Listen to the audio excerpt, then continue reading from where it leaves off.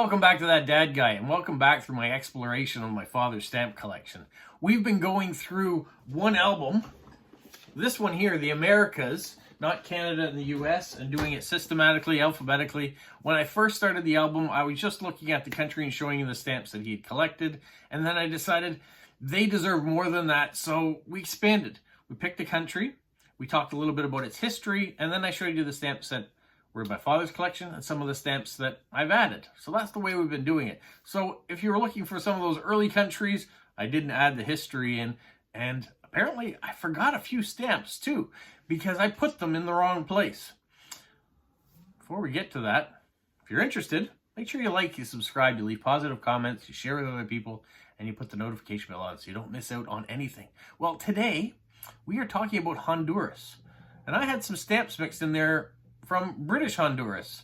And naively, I thought that they were the same country. I thought, well, maybe Britain issued some stamps first, and then they got independence, and then they became Honduras. That's not the case. British Honduras is Belize, and they should have been showed back when I was showing Belize stamps. So I'll have to reorganize those, put those aside.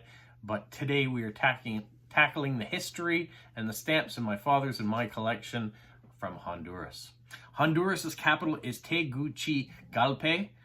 Its main language is Spanish. In the pre-Columbian era, the Mayans were in that area, and many different tribal people took Honduras and focused on different areas. When Christopher Columbus arrived in his last voyage to the Americas, he landed near Triviol, which was the first capital of Honduras. That's where it was established anyways. And he sent his brother Bartholomew Columbus to explore the Bay Islands, so just outside, just off the coast of Honduras, where they encountered a mining trading vessel that was coming from Yucatan, but it was filled with well-dressed Mayans and rich goods. So as the first encounter with the Spanish, with the Mayan people, what did they do? They took all the rich goods from the ship and they kidnapped the captain and turned him into their translator. Not a very good first impression made by them.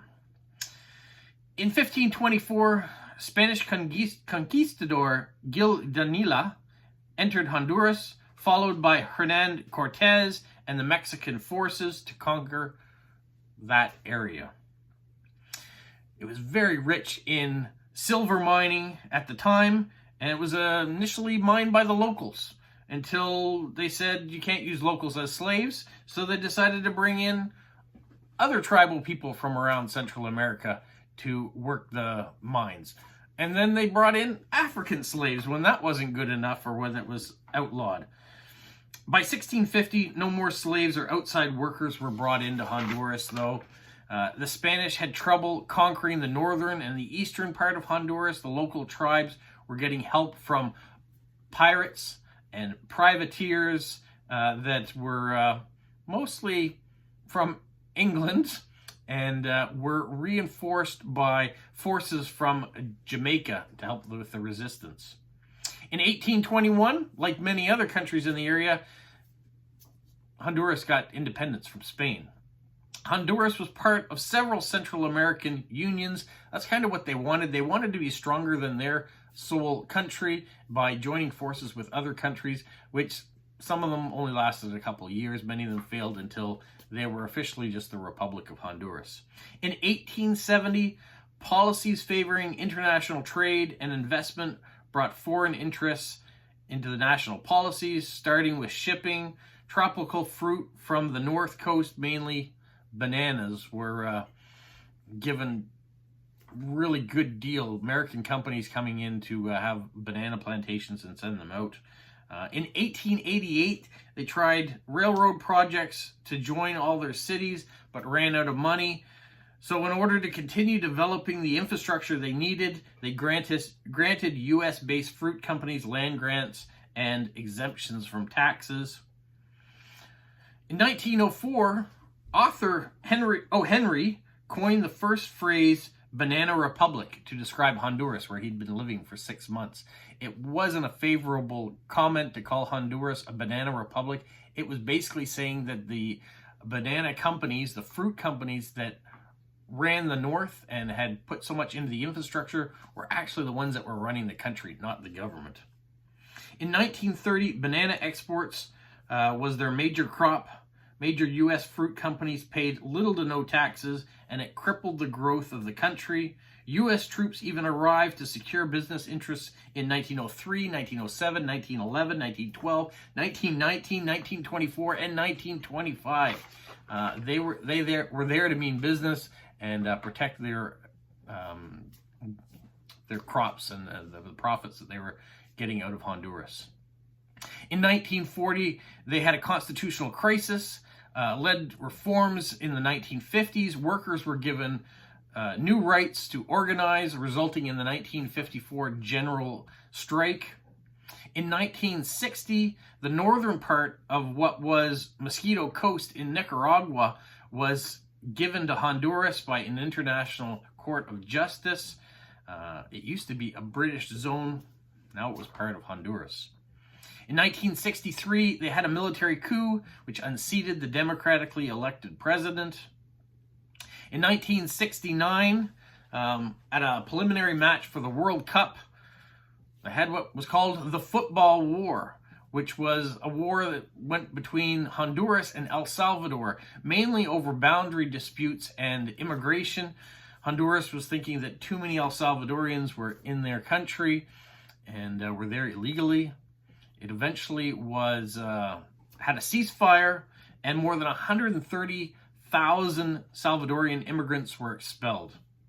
In 1979, they returned to civilian rule from a military rule. In 1982, they got a new constitution, social and economic strategies sponsored by American Development Aid. Honduras became the host to the largest Peace Corps mission in the world, with new governments and international voluntary agencies helping out. But by 2012, the Peace Corps withdrew for safety concerns.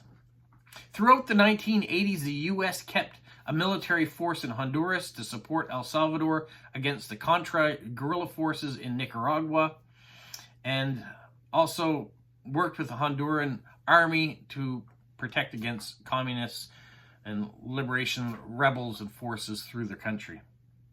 In 1998, Hurricane Mitch hit hard, and hit real hard in Honduras. It destroyed 70% of their crops, 70 to 80% of all the transportation infrastructure in the country, killing 5,000 people, putting their economy back 50 years. In 2007, Honduran government reached out to the U.S. for help, which was they're having problems with a growing drug cartel, and so the U.S. came in there too on what was known as the Mosquito Coast. In 2009, they had a coup d'etat once again, and outside nations rebuked what had happened there, said it was illegal, it shouldn't have happened, but Honduran courts said no, there's nothing illegal about what happened. In 2021, though, some positive news. Xiomara Castro, the first female president, was a part of the Libertarian and Refoundation Party, a left-wing party, ending a 12-year run by a right-wing party. And before that 12-year run, her husband was president, so she was first lady from 2006 to 2009. Now, in Honduras, 73% of the population lives in poverty. Additional 53% of that lives in extreme poverty. It's one of the most unequal countries in Latin America for wealth distribution, with those that have wealth being in the urban centers and everybody else being poor. It is another country that has had political instability. It's had a problem with their economies, and without having outside influences coming in and taking advantage of the situation. So Honduras, another one of those countries that we hope gets turned around and the people gets the much needed infrastructure, economies to help keep themselves going. And with the natural disasters they had through the 70s and into the 90s with hurricanes, it keeps getting battered year after year. Well, on to some positive news. They did have postage stamps. So for us that are collectors of postage stamps, I want to show you what the single page of stamps that my father had in his collection, and then a few of the ones that I've been able to pick up along the way. These are the stamps that my father put in, with the exception of this one, Hawaii. I'm not sure why it got put in there. Maybe just because it was the H's. He stuck it in that particular spot rather than giving it a page by itself. But eventually we'll have to put it on its own page. Maybe I can find some more stamps to go with it. But for now, let's look at Honduras. See, here's another one. British Honduras does not belong in here. That belongs with Belize. So I'll have to dig that one out and put it in the proper place. And the ones I've been able to collect, I put some in Vario pages and some I have on the sheets that I got them from. This one is definitely a duplicate. We've just seen that in my father's pages. We know their connection with the US now based on the history. Nice airmail stamp.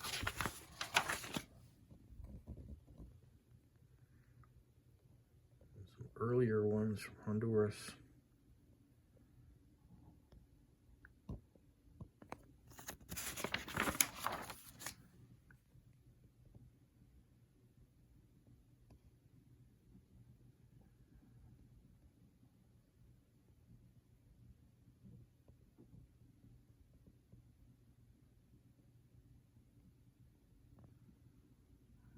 Really early ones here. You can see Scott numbers 30 and 31.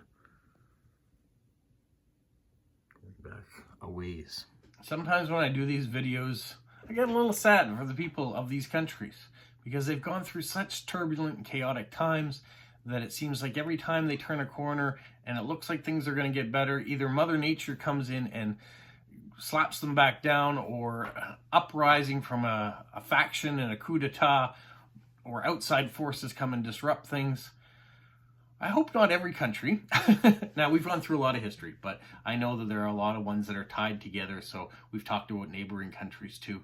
But I feel for the people in these areas, and I know all of our countries have had some troubling pasts, but some more than others.